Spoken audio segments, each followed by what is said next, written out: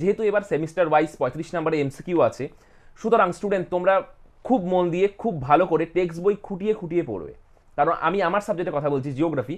তো জিওগ্রাফিতে তুমি যদি ভালো নাম্বার করতে চাও এবং ইন ফিউচার যদি জিওগ্রাফি নিয়ে এগোতে চাও, তাহলে তোমাকে কিন্তু টপিক সম্পর্কে ভালো এবং প্রপার নলেজ রাখতে হবে। পরবর্তীকালে বিভিন্ন চাকরিমূলক পরীক্ষায় তোমাকে কিন্তু এমসিকিউ অ্যাটেন্ড করতে হবে।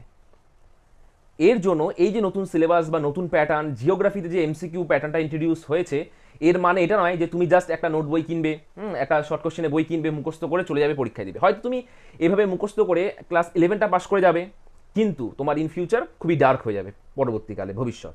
তো আমি বারবার বলছি স্টুডেন্টদের, তোমরা টেক্সট বইয়ের প্রত্যেকটা পেজ খুঁটিয়ে খুঁটিয়ে পড়বে, মানে ভয়ঙ্করভাবে পড়তে হবে, এবং ভালো মতন পড়লে ভালো রেজাল্ট করবে। নাম্বার পাওয়া যেরকম সোজা এই সেমিস্টার অনুযায়ী, এবং লাইফটাকে একদম সঠিক জায়গায় নিয়ে যাওয়া কিন্তু অনেকটা কঠিন। কারণ তুমি যদি শুধুমাত্র না পড়ে জাস্ট মুখস্থ করে যাও, নর্মালি ধরো